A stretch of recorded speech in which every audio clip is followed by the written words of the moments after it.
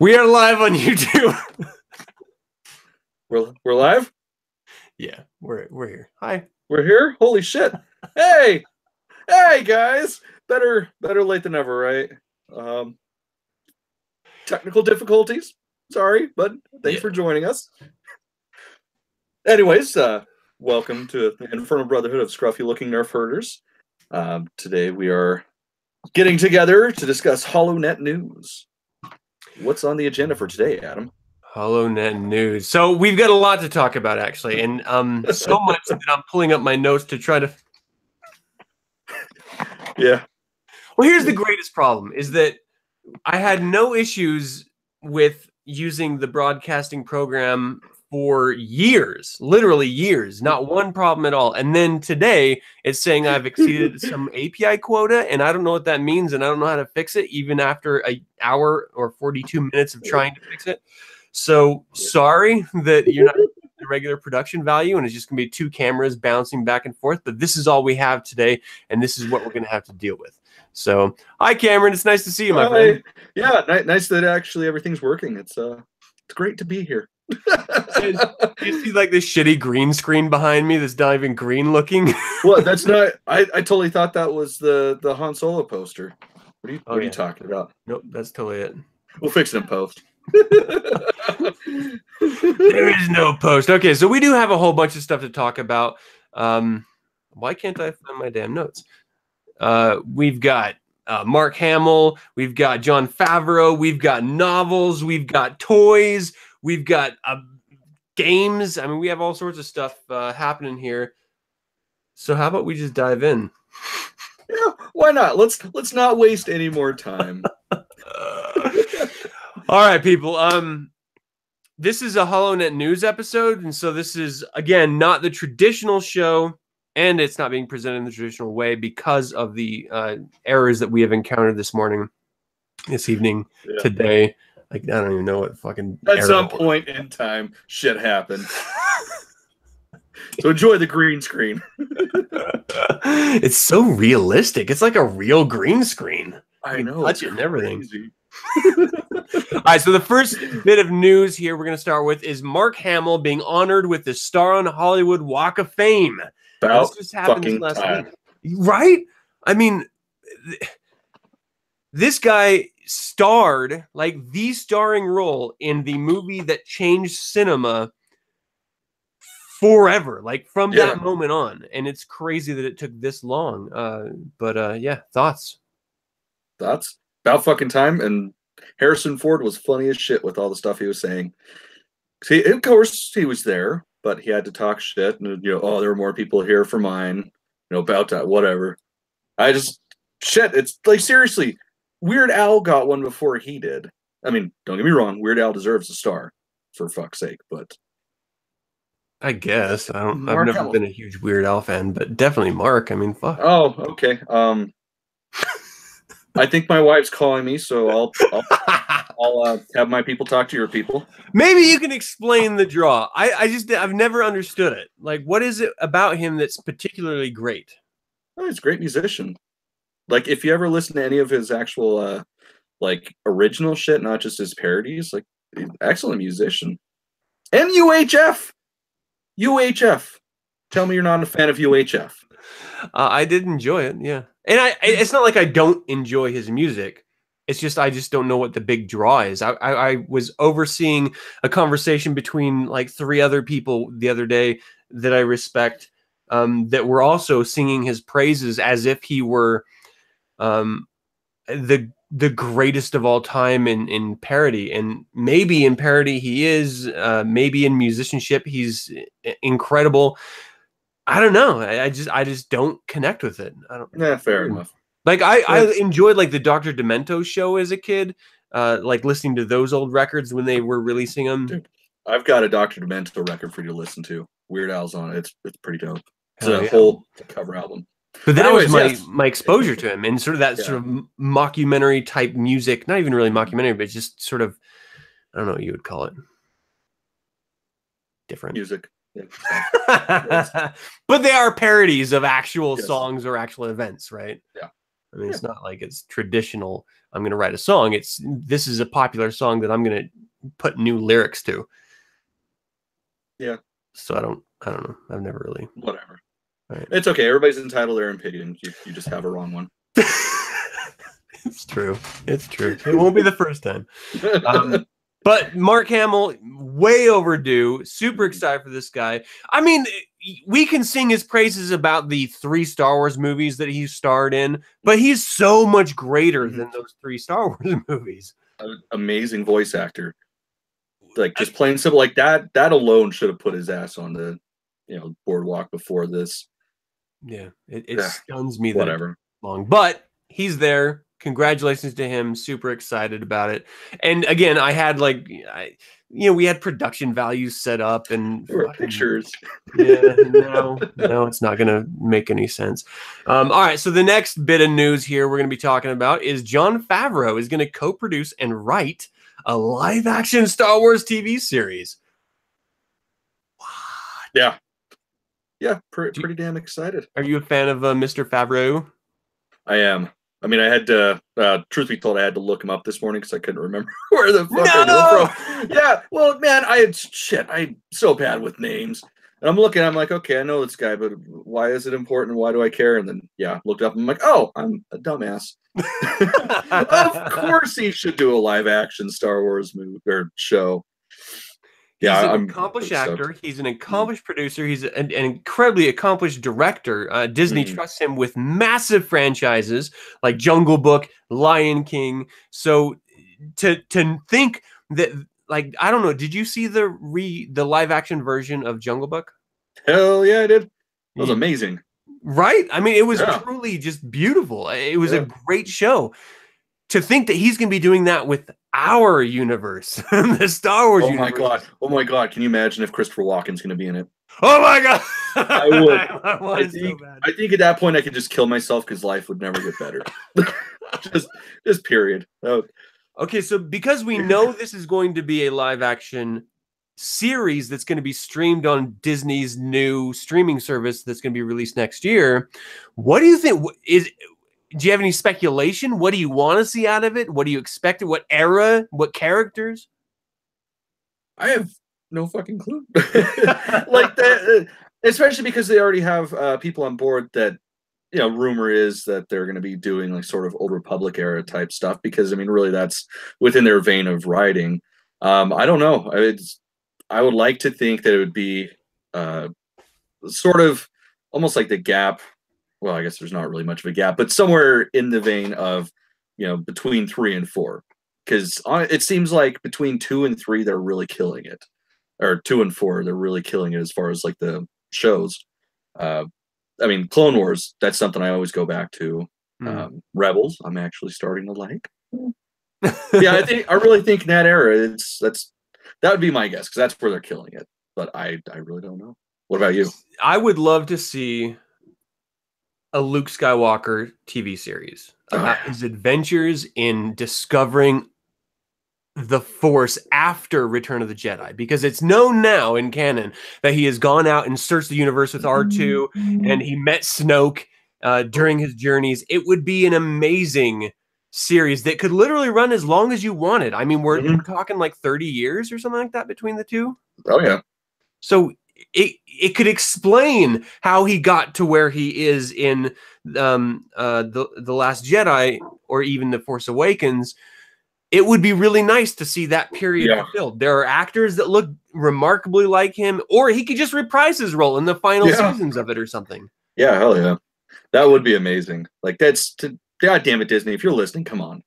I mean, you're not. For me, that's the most important thing. I know that, Disney is really reaching out, like with the Weiss and Benoff series that you alluded to, the Old Republic, as a potential frame of era. I don't know, whatever they're going to do, they're incredible directors, but they're going to be doing a movie series, not TV. And so we have to think, George Lucas and LucasArts had a series worth of scripts already written for an underworld type Star Wars series, which would have been amazing. Oh my God, that'd be so amazing. Right. So I completely forgot about that. And wow. so Disney's just sitting on that stuff. So if they wanted to hire a producer director to just execute, they have content for seasons worth of content, which is just an amazing potential. But I think they would want to, of course, put their own stamp on it, make it different, or just do something completely different. In which case, if you want to go outside of the known, like for example, the rumor that the shitbag that directed The Last Jedi, what was his name again? Rian Johnson. Ryan Johnson. See, I've blocked his name out of my memory because I'm so upset with that baby-faced fuckface. No, he's tell us how you really feel. He's a crazy talented director. He's going to be doing an entire new galaxy in the Star Wars universe. Like he's not even like the rumor is he's not even doing the Star Wars universe we know, like the Star Wars galaxy we know. He's doing a whole new galaxy. So he wants to start completely fresh. I don't know how you're going to make it still feel like Star Wars, except for maybe including the Force. But I don't know. We have 40 years of Star Wars universal history that sort of grounds us within what this means. To step outside of that universe is weird to me. Yeah. Well, I mean, unless he's taken like the unknown regions route, I mean, that's a possibility. Because then you still have the idea that, oh yeah, this is Star Wars land, but this is outside of what you already know. Yeah. Like we're going to explore that part. Which, I mean, even then, that would open up to like different ways the Force is executed and stuff, and just different aspects of the Force. Like, I think that could be good. We'll see. Maybe I don't know. Maybe what I'm hoping. The weird part about it is, I love Favreau so much as a creator. He has such a vision. He's able to see. To have the camera express emotion and action in such a wonderful way, like his grand Disney breakout role with Iron Man, the first one was, I mean, it launched everything. Like that was the one movie that launched the entire MCU. And so to think that he could do that again in the TV scene with Star Wars is so incredibly exciting. I don't care where he starts. Like I don't care what it is. It could just, as long as it's not stuck in a damn political agenda, I think it's going to be an amazing ride. Yeah. I don't know.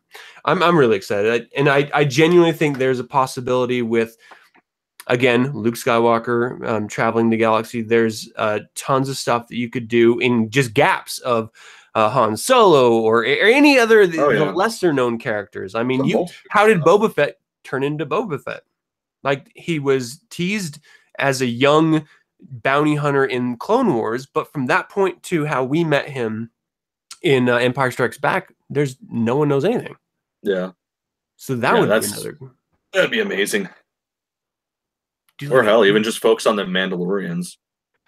Yeah, and so that's another thing is that there's a whole culture, and that's not the only culture either. I mean, there's just tons of species with their own unique cultures wrapped around it that would just be an interesting exploration. But I mean, what if it wasn't like a singular narrative? What if it was like an episodic type thing, like a Alfred Hitchcock Presents or a Twilight Zone or Outer Limits or something, where each episode was its own little window inside, whatever confined hour-long adventure inside of the galaxy, then you could cover a lot of ground. Well, and that'd be sort of tipping the hat towards like the start of the extended universe. Well, sorry, now Legends, because I mean that's where a lot of the books came from. It was just little teeny tiny snippets thrown together by different authors that were writing for Lucasfilms. And I mean, you get a novel that's all just a bunch of short stories, and they all end up tying together. And God, oh my God, I would have a heart attack if that was the case. Like, I love stuff like that. I mean, growing up, watching The Outer Limits and Twilight Zone, I mean, growing up, I still watch that shit. Yeah, that'd be amazing. Actually, I've been enjoying because Hulu has all of Alfred Hitchcock Presents, all of The Outer Limits, all of the Twilight Zone series. And so I go in there and you don't own Alfred Hitchcock Presents? No, actually. I do. Oh, well, zip it and do not. Look at motherfucker. You don't have that? I do. Okay, you're cooler than me, all right? I admit it. I admit He's it. my hero. Good old Uncle Hitch.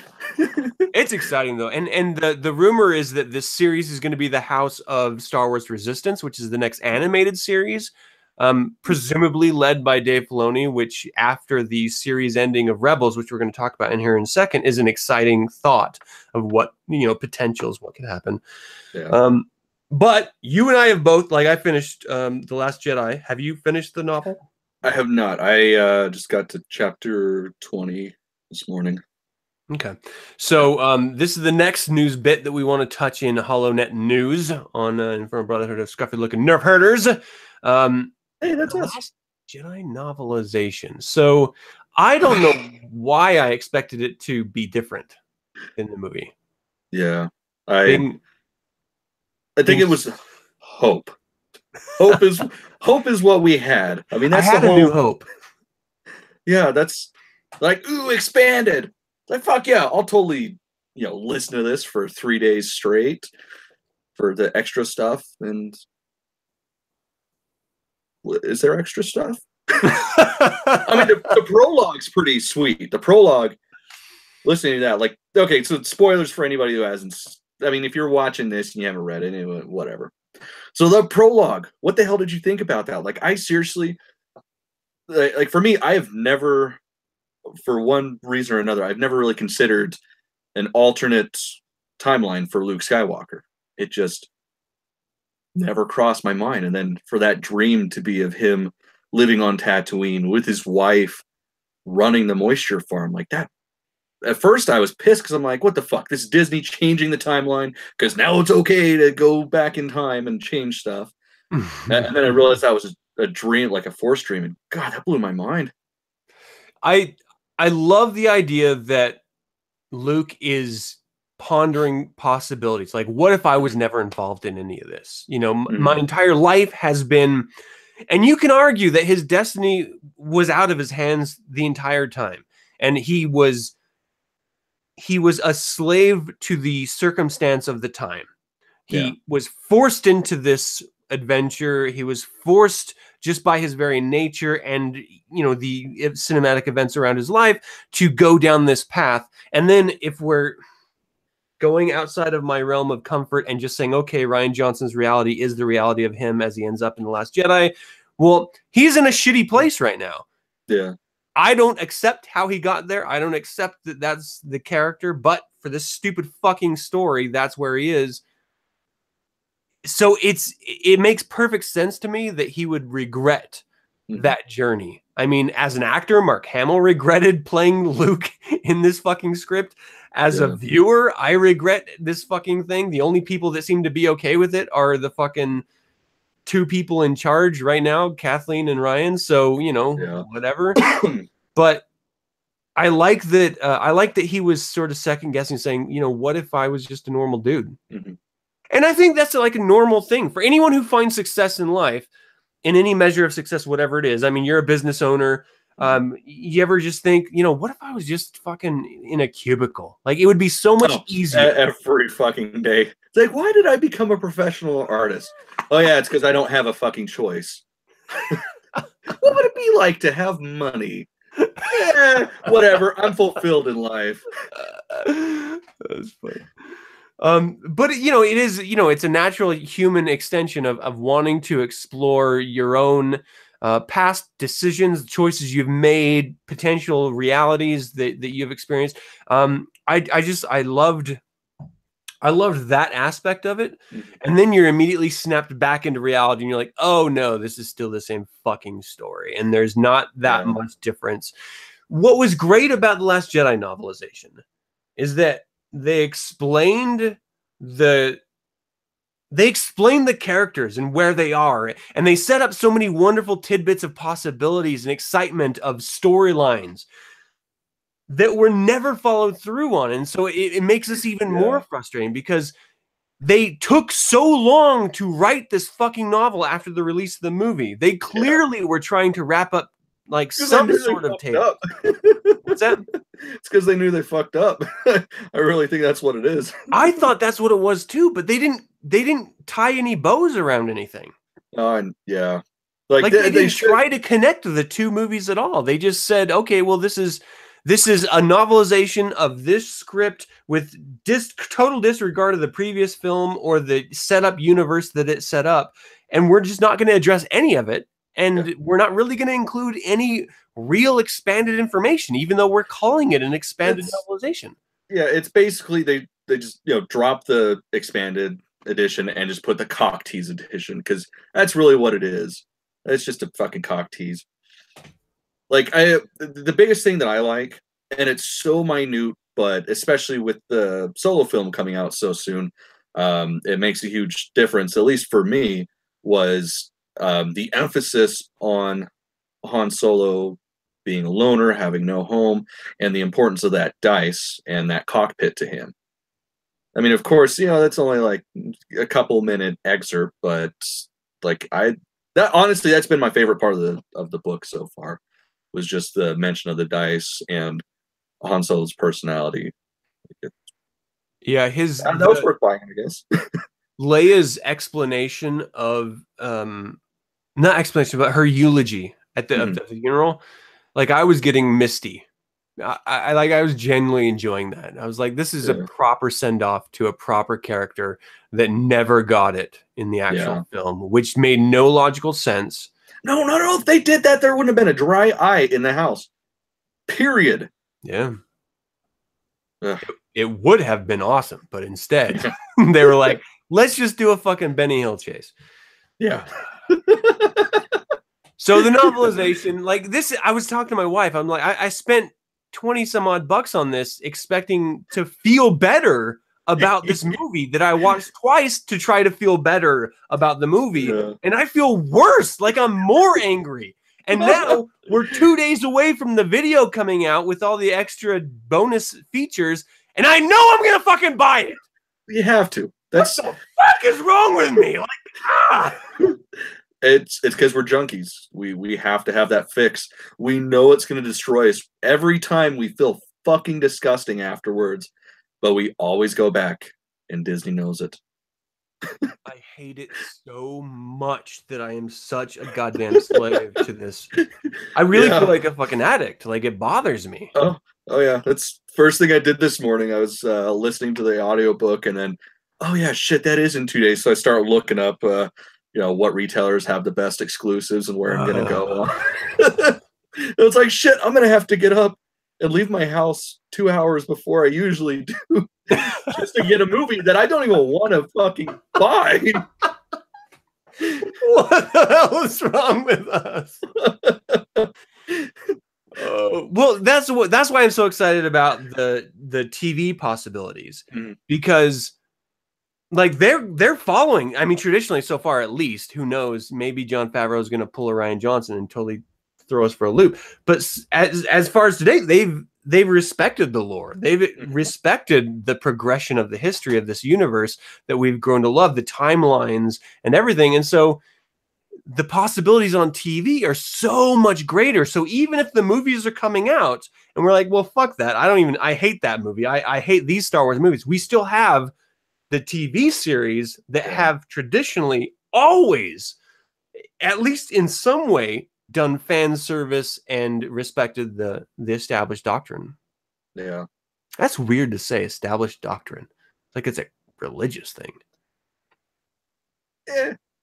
It's Star Wars. It's some of us, that's what we live and breathe. Yeah, it's kind of, I don't know, it's weird to say and weird to think. It is. Okay, so this is the next bit of news. And now Star Wars Rebels ended last Monday, the season finale, which is like basically 3 episodes back to back, but it was broken up into 2 episodes, one normal and one extended.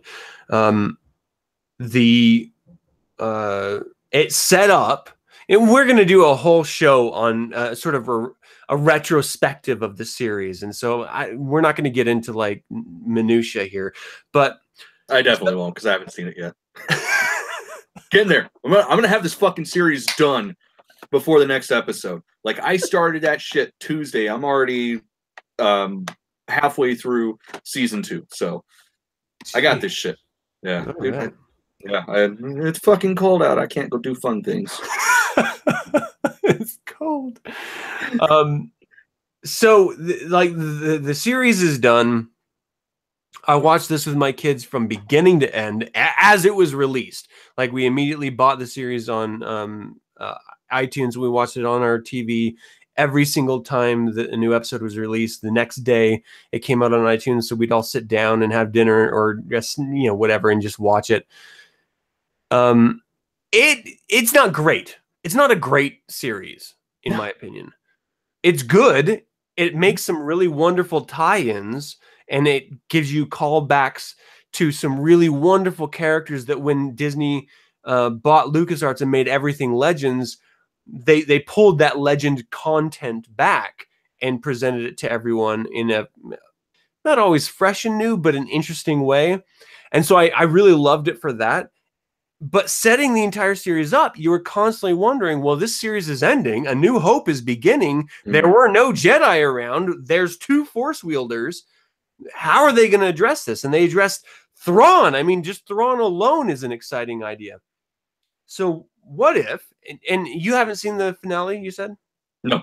Nope. I just got to like mid-season point of season 2. Oh, shit. So, yeah, I'm useless. I don't care about spoilers. I'm going to fucking watch it in the next couple of days anyways. So okay. Well, it's disgusting. Thrawn's brought in. Spoiler alert. And the finale is Ezra Bridger, this fledgling force wielding. He's not even really a Jedi because he's not part of like the tradition. He's taught by someone who wasn't even a full Jedi when the series was introduced. So like they explain that, throughout the course of this, Kanan Jarrus became a full-blown Jedi Knight. And then that sort of tradition was passed on to Ezra, even though it's not really official as far as like the prequels version of Jedi Knights were concerned. Yeah. But he was part of the Clone Wars, and he was a Padawan during the Clone Wars and stuff. So it's not like he didn't know the tradition of the Jedi. Yeah. And so it's just interesting, like going into this knowing that these 2 have to die. You didn't see these other characters in the series. How are they going to tie it in? And it was a really wonderful way, especially when they bring in a character like Thrawn. Thrawn's not in any of the fucking movies at all. He's not in anything at all except for now Legends. And so he's canon. He's canon now just because of the books. Well, now he is. Yes, absolutely. Oh. I'm just saying that at the point that they brought him in, yeah, that's true. He was nothing. And so now that he is canon, we want to know, as fans of the EU, as fans of Legends, what is this character going to live up to his EU roots? Is he going to be carrying on this tradition of the Chiss and the Ascendancy and the tactical brainiac geniuses that he had back in the novelization from Timothy Zahn? And I think it was wrapped up in the best possible way. But what I loved about this is that Dave Filoni is a traditionalist in storytelling. He took all of his cues from George Lucas, and whether or not he's working for Disney now or not, he's still calling back to George Lucas, which I really appreciate. And so he knows that he can't have these characters in the galaxy proper during the time of the original trilogy. So he has to find a way, and he does in, I think, the best possible way of getting them out of the galaxy and putting them in. And it was just a means of Ezra Bridger transporting Thrawn into the outer regions where Thrawn is from, where they've already in canon said, if you ever read the Thrawn novel, there was a greater threat out there than the Empire ever had met at that point. And so I don't know if that was a tease to Yuuzhan Vong or if that was a tease to something else. So amazing. But now we don't have Luke to fucking carry on that battle, so I don't know what the fuck. Anyway, that's. Can you still see me? Yeah. Okay. My light went out. This is a great day to record. Good thing I got my lamp. I love lamp. Shit. Are you just looking at things, objects in the room, and saying you love them? I love stapler. Yeah. So the idea of Thrawn, like this is a really great thing. I mean, just going back to Favreau, what if the next animated series or the next live action series is Ahsoka Tano and Sabine Wren searching for Ezra Bridger and Admiral Thrawn? Or what if it's Admiral Thrawn facing off on Snoke in who's to be the next ruler of the First Order? There's just so many possibilities of the outer regions and the stories that have been set up. So many threads that are out there. But then I'm tempered by the fact that there were wonderful threads put out there by J.J. Abrams, and Rian Johnson literally shit on all of them. So who fucking knows? Like we're in a whole new era. Like storyline means nothing anymore. Yeah. For the sake of shocking people with hey, I don't have to follow any teases that have been laid before you. I can just do a completely new and different thing. Well, that's fine, except that you do that too much and you shit on your audience. Like, if you're going to take the time to set up a potential storyline, it would be nice if you would follow said storyline instead of like, psych, like just. Okay. Anyway, so that's what I love about the Star Wars Rebels series, is that it sets up potential TV series, whether it's cartoon or live action, for this new Disney streaming service, which is exciting to me. Like, because I'm not interested. I'm not excited about the films anymore in any way at all. Like Han Solo, I have hopes, but I'm not excited for it. The fucking whatever episode 9 is going to be, I'm not excited at all for it. I'm not a fan of fucking the characters that are left after the nonsensical way that they were treated. So, yeah. I mean, because I'm a junkie, of course I'll go see them. Of course. I'm not excited about it. I'm going to hate myself during it. It's like having sex with someone you absolutely detest. Like, I just want to get off, but fuck, I hate this person. It's better than my hand. And then you finish and you're like, was it really? It was wet. So yeah, Star Wars Rebels is over. I don't know where we're going with that. So here's some exciting news for those of us who grew up with toys. Hasbro is crowdsourcing Jabba's sail barge. What do you think about it? I think I really need to figure out how to come up with $500 and not tell my wife. Because I fucking want that. Like, as soon as I saw the scale of it, it's like, oh yeah, it's like 4 feet long. It's like, I fucking need that in my life. It's bigger than my fucking Millennium Falcon. I need that in my life. Dude, I've got all these loose figures, and a lot of them are from Return of the Jedi. It's like, it just makes sense.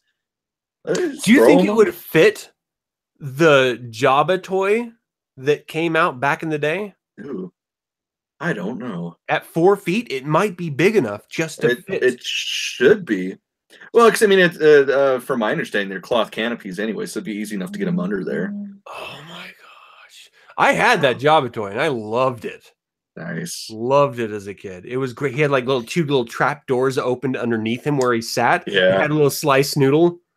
Is that the little critter's name? I can't remember. No, it's Salacious Crumb. Salacious Crumb, I'm sorry. Close had enough. Like a slice. Who is Slice Noodle? Why did There's a Slice Noodle, goddammit. There's... I'm making that up.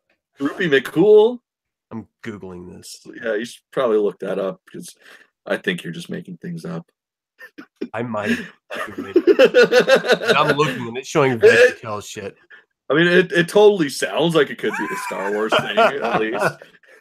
Maybe, you know what? It was one of the creatures that was added into the special editions. I really said it was a Slice Noodle. There's not a Slice Noodle. I feel embarrassed. I'm a loser. Okay, anyway, it had all those great little toys and like the little frog creatures that he eats. It had that container. It was awesome. It was the greatest. But that would be really cool if they made it big enough for the original toys to fit inside of it. You know, sort of fan service for collectors and stuff. Being able to. On the other hand, like, it's nothing I would ever, but I don't have, like, I have toys, but they're not like set up in display cases and shit like that. So I don't have a place for it. Those are only the special ones. I've got a shit ton of loose ones. Jeez. You're a better man than me. No, I just don't have kids. And I have a wife that just looks the other way. It's crazy, but what do you think about the way that they're doing it? Rather than saying we're going to take the loss, we're going to take the gamble, we're going to produce these and hope that there's an audience for it, versus just like saying, hey, you guys need to help us. We want to know for a fact that you're interested in order to buy these to cover the costs.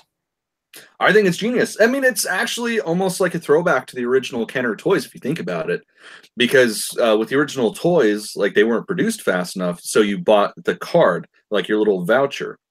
This is sort of like buying a digital voucher of that. And I mean, of course, the difference being that they're not going to make it if they don't meet it. I mean, for stuff like this, where it's going to be going to a very select few, I think it makes sense, especially with the price tag, because I mean, it's going to be a limited edition thing, period. Like think of say like the Ultimate Millennium Falcon Lego set. Like that is rare as shit, and it was pandered to a select few, and it's gone. Like you can't get one for under like $500-600, and that's if you're lucky. I fucking want one so bad. I love Legos so much. Ugh. But I would have to live in it because I'm pretty sure I'd get kicked out of my house. I can think of worse places to live. No, I agree. I agree wholeheartedly. Even if it's non-functioning Millennium Falcon, it's a pretty good place to squat. Hell yeah.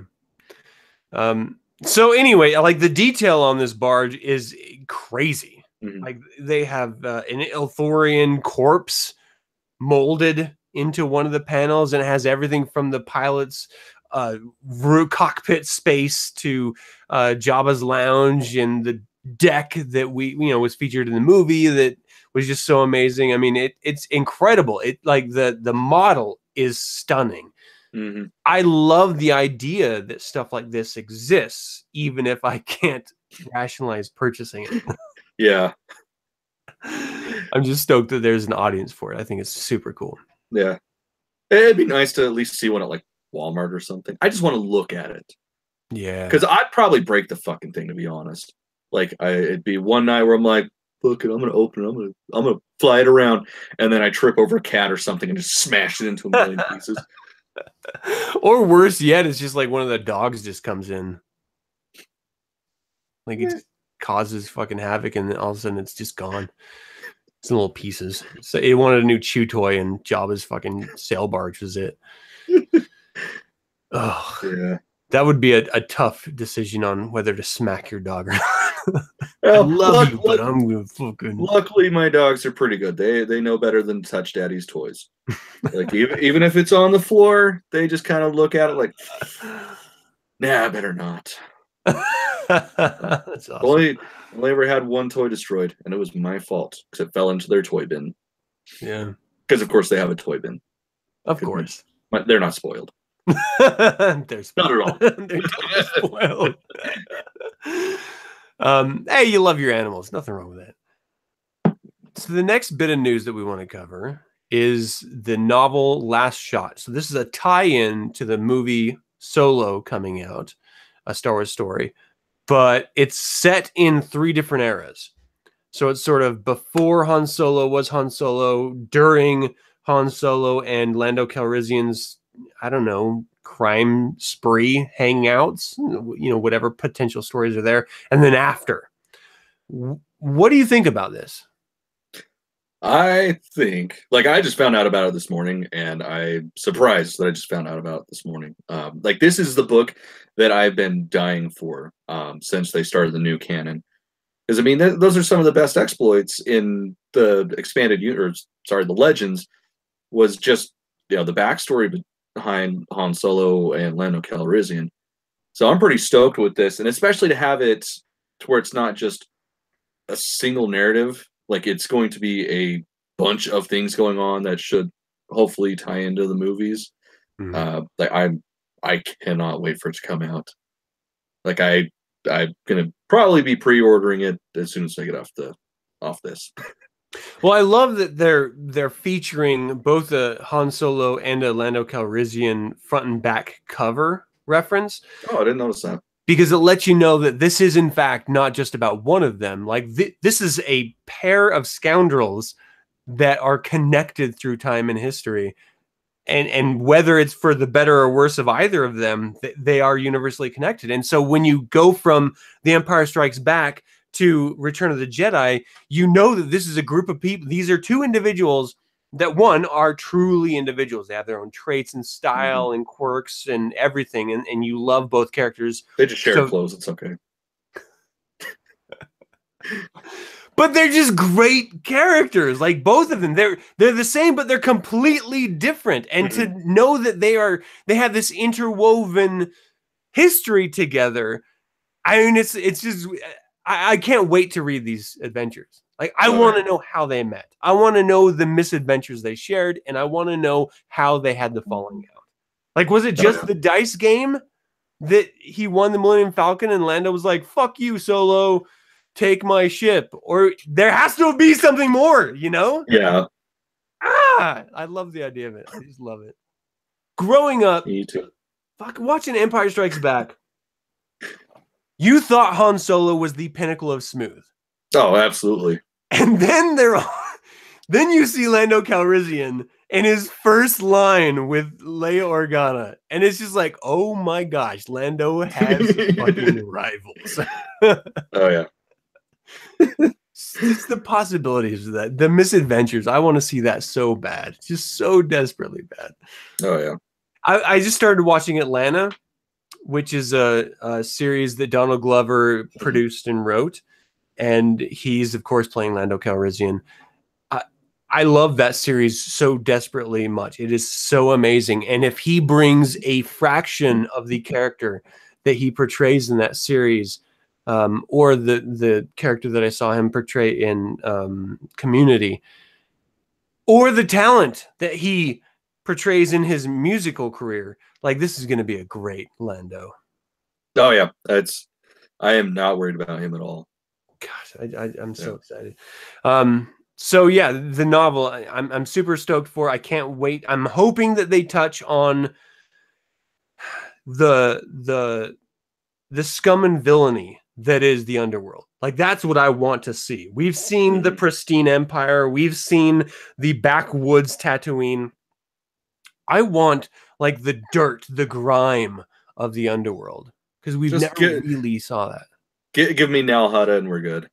Yeah, Nar Shaddaa. Like, yeah, that's like, if that's not brought up in the book, I'll be surprised as hell. Do you think they're going to introduce Jabba in the novel? And of course, the novel is tying into the movie too. So, do you think that there's going to be Jabba? They should. That would make sense. Because as far as, like, huts go, they're all like, that's the culture, is just sort of crime. Yeah. And finding your niche in whatever back world or whatever organization and exploiting it. Like, that's the hut niche. Yeah. So do you think that they would extend beyond Jabba, or that they would try to tie Jabba into him so early on? I don't know. I would really like to see them make mention of the whole HUD organization, or even the fact, well, I guess it's not a fact, it was legends, but like when Jabba ended up becoming a pawn of the Black Sun. Like, and that's another thing. Like, if the Black Sun's not brought up, I'll be surprised too, because I mean, that is canon at this point because of Rebels. Like, it's, I really, really hope they bring that up. It's only dusted on in Rebels too. Like, there's a character that is followed through, but it's only sort of dusted over. Yeah, it's just mentioning. Yeah. That would be incredible. I hadn't thought about that, because that's a massive crime syndicate. Oh, yeah. It's just ripe for exploration. What if that's one of the live action movies just called Black Sun? Like, that's it. Oh, my God. Fuck, that would be good. Yeah, that would be amazing. God damn it, that's a good idea. Because you could do almost anything with that. You could do anything. You don't even have to follow the rules of Star Wars at that point. Oh, man. As long as you got aliens and lasers, you can do whatever the fuck you want with it. Oh, dude. Because none of that has to do with the Force. None of that has to do with the ancient religions. It's all about just that crime organization. Then, of course, they'd have to introduce princes, or otherwise people like me would probably riot in the streets. Princes Caesars. Kazizers. Exazers. Shadows of the Empire, man. That would be cool. Princess. Oh, yeah. That would be really cool. I didn't even think about that before now. That would be badass. Okay, so high hopes for that. Yeah.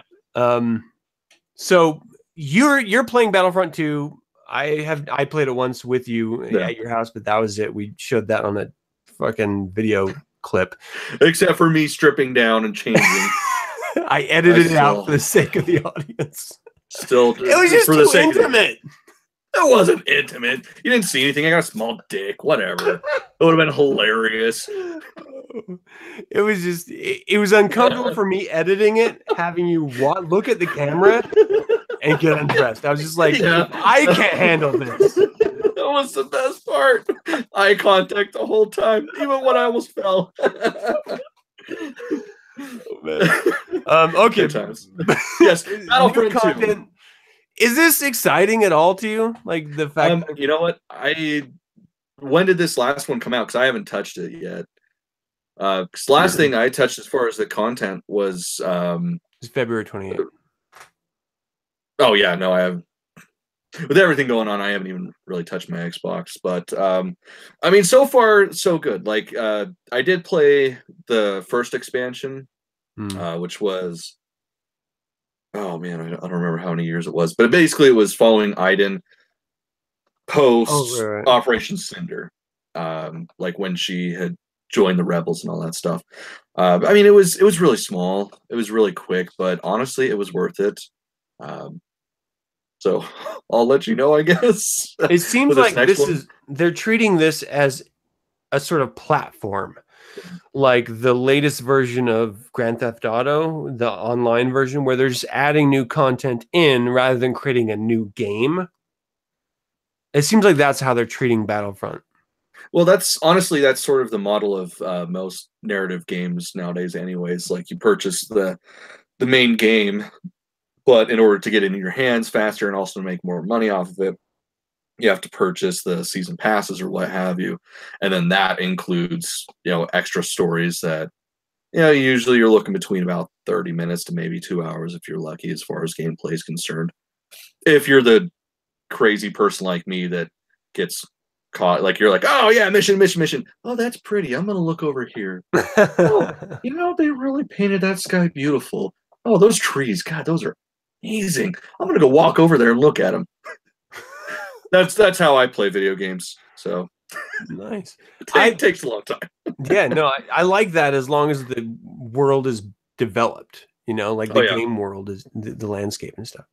Like the first time I played Morrowind, which is an Elder Scrolls series, that was crazy exciting because you could just explore. And there were side quests that had nothing to do with the main storyline, and it was a fully developed world. And so that was exciting. And that's why when Star Wars Galaxies came out as an MMO with Sony back in the day, I was crazy excited because one, you tied into the greatest freaking storyline universe, but also it was an open world. And you can just sort of, if you didn't want to follow any type of story, you could just go be a moisture farmer, literally. And it was okay. Like I dug that. I love that stuff. I don't have time for it nowadays, but I still love it. All right, so the next bit of news, we're almost over here. We have like 3 other stories we want to cover. I wanted to cover this only because this is the core of my complaints of this new trilogy, the 7, 8, and 9 trilogy. Yeah.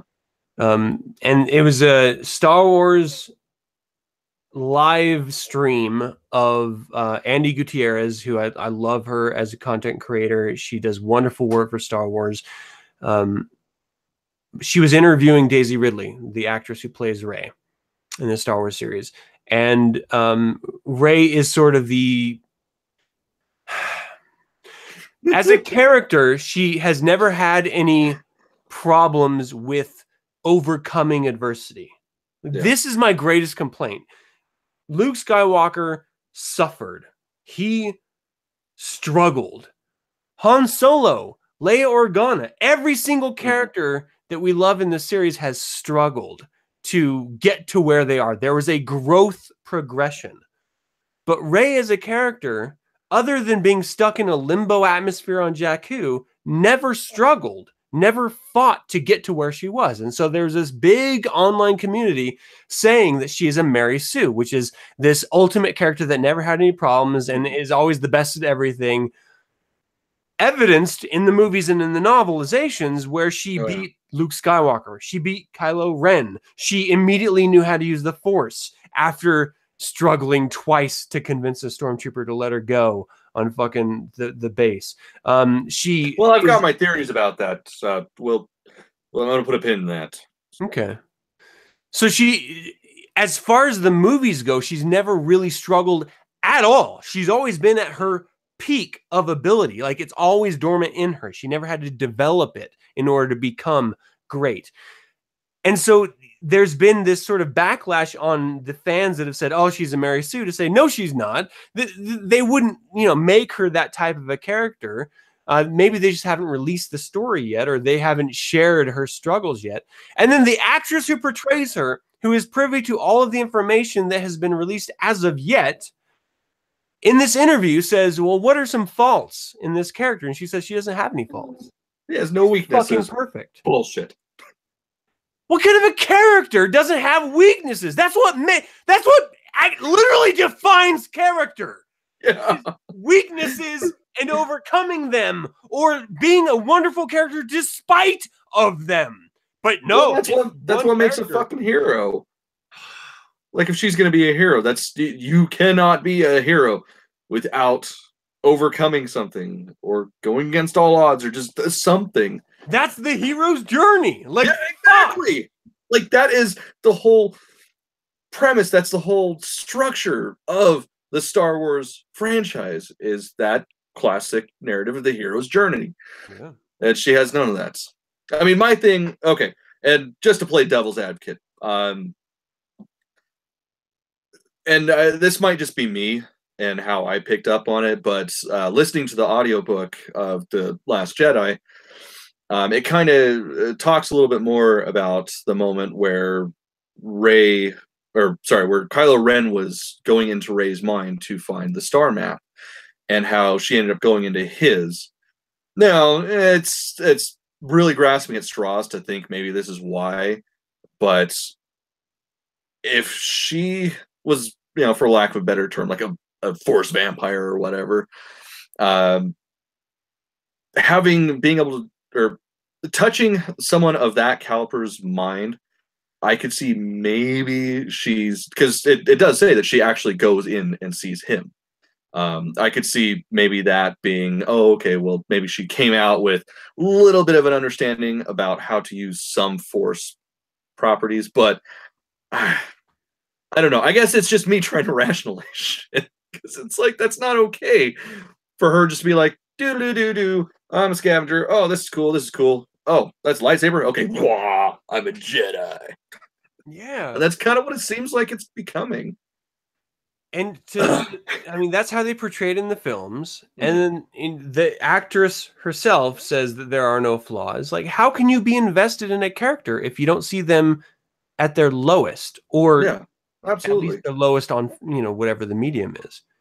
I want to grow with the characters. That's what was so great about Luke, is over the three films, he was literally just a dirtbag moisture farmer's son, and he turned out to be a Jedi fucking Knight. And there was a progression of character. That's what was great. You saw Han Solo, who didn't have as much of a progression that Luke did, but he still came from, I am a scoundrel who doesn't care about anyone, to I will sacrifice everyone for those I love. Yeah. That's amazing. Leia had less of a journey, but she came from a position of absolute privilege, and she fell in love with scoundrels, tested her limits as a general, and became from the spoiled princess to the responsible general. Like, every character has an arc and a storyline that they progress through, except Rey, who And even in the same movies, like Poe goes through a progression. Finn. Finn goes through a progression. Rose Rey is just best. Yeah. Oh, it drives me nuts. Yeah.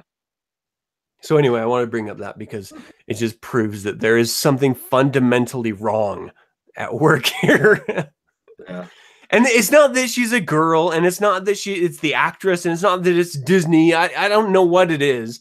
All I'm saying is I want frailty in characters. I want struggle in characters. And I don't want struggle as in I had to sit on this planet, but I was okay with sitting on this planet because I was quite capable of existing here on my own forever. But circumstances just happened that I could leave and I was the best at everything. No, I want you to actually suffer in some way. Like that's what makes it interesting. Yeah, the only suffering that she ever showed, really, I mean, aside from a couple little fights, was, oh, my parents are gone. Wah. Yeah, but even then, she didn't even suffer at it. Like, she was like, I'm waiting for people. I don't know who it is, but I'm waiting. And I'm okay with waiting. I'm capable of waiting. I'm going to successfully wait, but I'm waiting. That's not the struggle. Fuck, man. And like the first time you see her fight, she kicks the shit out of 2 fucking thugs. Oh, yeah. No struggle. The first time she fights with a lightsaber, she beats Kylo fucking Ren, who is the most powerful fucking Jedi since Luke Skywalker, by Luke Skywalker's own telling in the Ryan Johnson bullshit. Yeah. Like, fuck, man. Oh, it just bugs me so much. I want to see a damn development. Ugh. I can't... How can you be invested if there's not a trajectory, you know? Well, it's pretty bad, too, considering we're already on the... Well, coming up on the final film. Yeah. Like, there is no real arc for her. She's just sort of there. Like, her only arc was, I am equally powerful. I have always been this powerful. I've discovered for myself, not in reality of exercising it, but just my awareness of it, that I am connected to the Force, that I can become a Jedi. So far, that's where we are. She has been equally powerful the whole time, but her awareness of it has changed. Yeah. That's not a fucking journey. No. Your awareness of your ability to be the baddest motherfucker on the planet is not a journey. It's paying attention. The most bad. Yeah. Oh, fuck. It's like they just fundamentally don't understand storylines or character development or the existing universe of the franchise that they bought. Yeah. It's weird. I don't know. Okay, and I'm not going to complain about it anymore. We're sort of at our hour-long time limit, and I have to pee really bad. So, are we okay leaving it here? This has been a fun show anyway. I think we're fine. This is for anybody that's actually watching this shit live or watching this one period that you've made it this long. Fucking thank you. Yeah. But I think we can call it quits a little early. Hopefully everything's working for the next episode, the traditional episode at the end of the month in 2 weeks. Hopefully that's our character progression. Fingers crossed. Yeah. I don't know. This is our getting frozen carbonite shit right here. This is so messed up.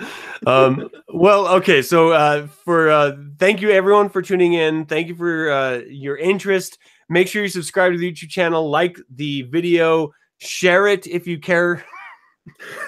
Don't share this one though. Yeah, it's okay. You don't have to share this one. The other ones. Share the other ones. Where there's a little bit of production value. Yeah. Not just 2 talking heads flashing back and forth. It's just so weird. Of course, you can always send in your I am a Scruffy Looking Nerf Herder videos to, what's the email address? theinfernalbrotherhood@gmail.com. There it is. Send us a video. It takes 2 seconds and it'll be fun. We're going to do a video. Need more. Damn it. Yeah. We have one fresh new one that we're going to be displaying at the end of the month, as if we can get it working properly. Who knows? You might just have to hold the phone up. Yeah. Oh, that would be terrible. Oh my gosh. I'll do it, but I won't be happy. Yeah. Yeah. It'll be like me buying the fucking Last Jedi on Tuesday. I'm not going to be happy, but I'm going to do it. It's like, I have to. I don't want to. Okay. So messed up. All right. Cameron, I love you. Thank you so much for doing this. It's always a pleasure.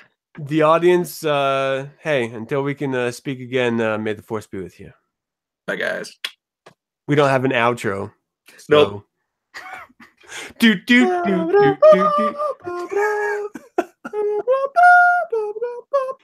Right? Indiana Jones? Wait, that was indie. Yeah, that's not. Yeah, that's what.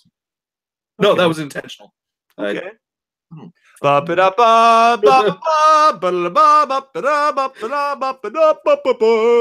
right. Peace.